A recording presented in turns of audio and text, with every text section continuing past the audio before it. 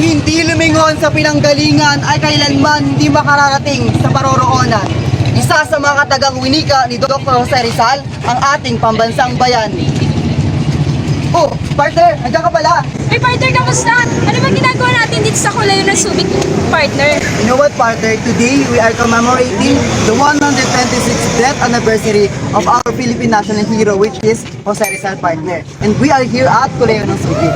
Dagdagan ko lang yan, partner. Sure. Dahil ngayon sineselebrate natin yung Rizal Day. Alam mo ba, yung Rizal Day is a Philippine national holiday, partner. Ito yung binigay ng gobyerno para may celebrate natin yung kamatayan ni Dr. Jose Rizal. And also, para maalala natin yung mga nagawa ni Rizal during his time, partner.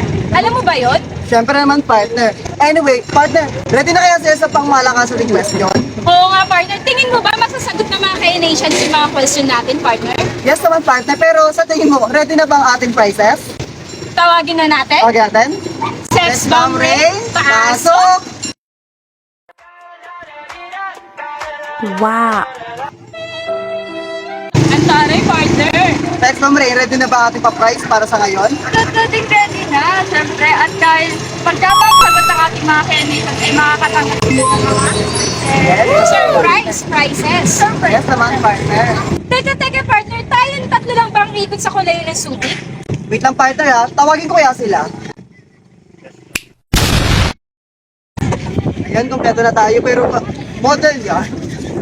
We are the Navigator. Welcoming you to Navigator! How much do you know about Jose Rizal?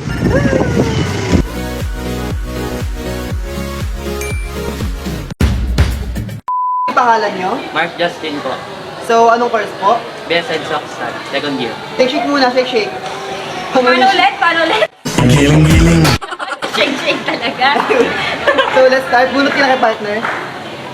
Ang tanong, ilang magkakapatid sina Dr. Jose Rizal? Let us learn the numbers. 1, 2, 3, 4, 8. Ay, 11. Good? Nako, tatlo. Kulang siya ng tatlo. Kailan ang kamatayan ni Dr. Jose Rizal? Hindi ko na naalala ka. Grade 87. Nakalimutan. Okay ka na lang.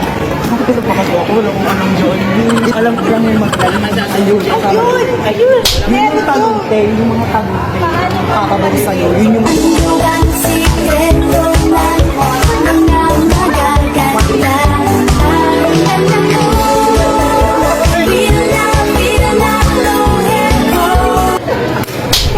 Bigado na naman to, partner. Sino ba yan, partner? Ang president ng Indak and Latin. Anyway, anong pangalan mo? Hi, I'm Derek Ogosada. Nakabahan ako! Dapat ba siyang kapatid partner? Kakabahan dapat siya, partner. Dahil ang tanong ay, Ang tanong, saan isinilang si Jose Rizal? Sagot ay, Calamba, Laguna! Thank you po, Chani. dahil dyan, bye. Hello! So, ready ka na ba sa aming mga katanungan? Ready na. Shake muna, shake. Ang tanong, kailan ang kamatayan ni Dr. Jose Rizal? December December 30. So, tama siya. May icon ka? Wala, B. Gusto mo? Go! Icon muna ngayon. Kasi sumunod na yung icon. Kuya, ready ka na ba sa mga katanungan namin? Bakto lang. Marami ka bang nalalaman kay Rizal? Oo, kasi kung hindi nyo nilalaman, friend ko si Rizal nung... Best friend niya! Best friend ko si Rizal nung... Ready ka na? So ready ka na sa mga katanungan? Kailan ang kamatayan ni Dr. Jose Rizal? Noong kasi, unang panahon, hindi ko alam buhay nun. Bale, nung namatay si Rizal, wala pa ako dito sa mundo. Kaya hindi ko sure kung totoo yung sinasabi nila na kung kailan talaga yung kamatayan ni Rizal. So kailan niya? Kuya? December 30. Partner, dahil nakasagot siya, ano bang ibibigay mo sa kanya? Uy, thank you sa Kinakabahan ako. Ang tanong, ano ang pangalan ng ama ni Jose Rizal? O, di ba? Okay, hindi ko alam. Kaka-review ko lang yun na nakaraan eh. Si Francisco. Francisco. Leonardo Rizal. Hinga munang malalim. Ano-ano ang mga nobelang sinulat ni Dr. Jose Rizal? Okay, ang dalawang nobela ginawa ni Jose Rizal, ang Noel Mitangkere at saka El Pulibilis. Ano? Yung pangalan? El Pulibilis. El Pulibilis. El Pulibilis. El Filipos. Yes. Meron kang iPad. I think, wow! Saan isinilang si Jose Rizal? Walter Martin. Kalamba, Laguna, syempre. Ang nakalagay dito, Calamba, Laguna rin. Hey! Sorry! Naman sa inyo yan. Salamat to. Salamat po. Anong course mo ate? BSN sa Grade? ay Ilang magkakapatid sina Dr. Jose Rizal? At tignan mo nga ilan sila magkakapatid. Ilan? May iPhone ka. ay ala. May iPhone ka? Wala. Oh, dahil na may iPhone ka. Ala. Sir, laglag mo muna yung mga kaba mo, ganyan. Ayun. Sige. Yung easy talagang easy yan, baka mapa... Tanong, ano ang pangalan ng ama ni Jose Rizal? Ay, ang hirap. Sir, kaya mo yun. Ang May hirap hanggang pinagpapawisan ako. tatlo. Jose Rizal. Of course, si Francisco Mercado Rizal. iPad! Ay, wow, si SD. O, diba? Ano ang pangalan ng ina o nanay ni Jose Rizal? Arites! Andang Sora? Saan isinilang si Jose Rizal? Tatlong segundo ka para sumagot. 3, 2, 1. Nyawa, uy. Pass. Hinga muna ulit. Wala pa part. Kailan ang kapanganakan ni Dr. Jose Rizal? December. Kabaliktaran nun. December 3? Kasi alam na ano putang meron. Kailan ang kapanganakan ni Dr. Jose Rizal? Kailan ang kamatayan ni Dr. Jose Rizal? One. Ano ang buong pangalan ni Dr. Jose Rizal? Sure. Te potato. Imre ka. Jose Manalo. Ay, anyway. Handa na. Saan pinatay o binaril si Jose Rizal? Check muna tayo.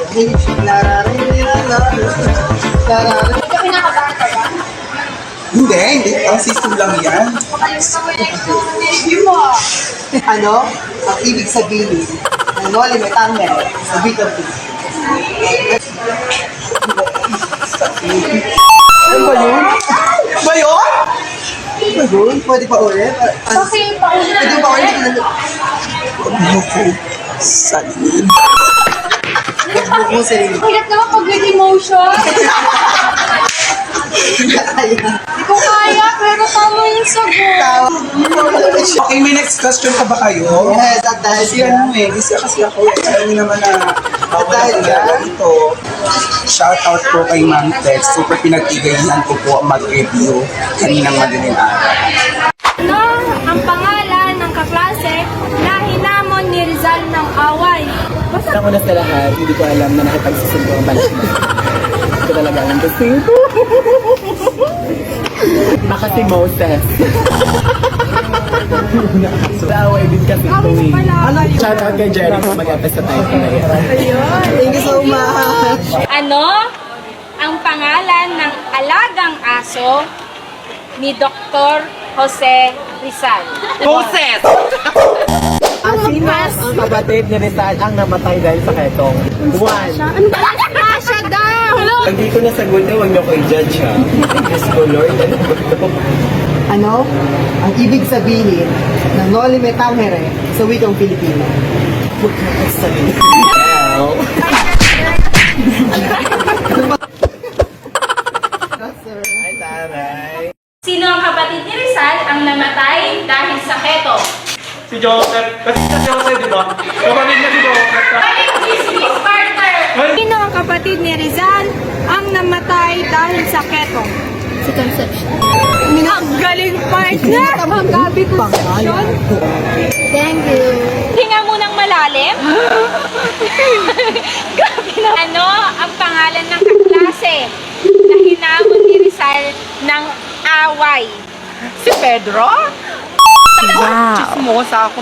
Wow, eto! Ano ang batas na sumusuporta rito at mas kilala rin sa tawag na The Rizal Law? RA 1425. Ano ba na? Congratulations! Ang haba? Ano Hirap sagutin. ang pangalan ng naging anak ni Rizal at Josephine? Ay, syempre, pangalan ng lolo, si Francisco! Tapos may pambura ka. Kompleto Siyempre, hindi na. naman po pwedeng wala kang susulatan. Kompleto na yan. Di ba? Exactly. Ano ba naman kami kung hindi ka naman bibigyan ng susulatan mo, di ba? So Pwede ngayon, naman sa mukha. ngayon, so na po yung another. Ay, wow!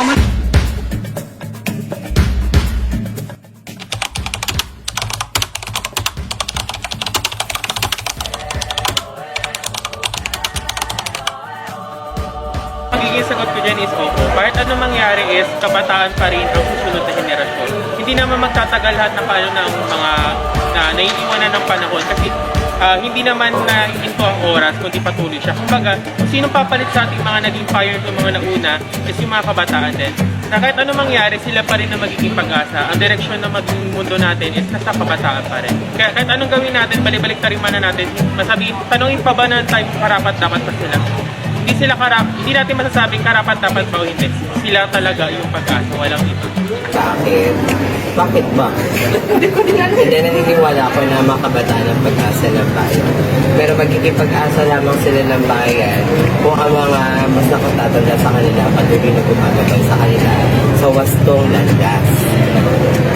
Siyempre, tayo ako bilang guro, siyempre, it's my responsibility as well na i-guide din ang mga kabataan sa panahon natin kasi they become future leaders sa ating community. Diba? Para sa akin, syempre oo. Kabataan pa rin yung pag-asa ng bayan.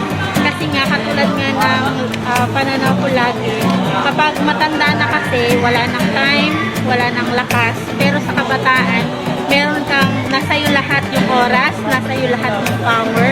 Kaya, yung change ay magsisimula lagi sa kabataan.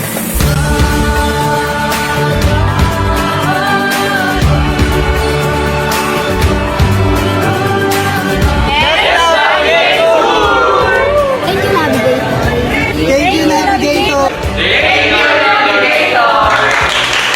Thank you, Navigators! Thank you, Navigators! Thank you, Navigators! Thank you, Navigators! Thank you, Navigators! You navigators! Thank you, Navigators! Yun, Navi! We are the Navigators!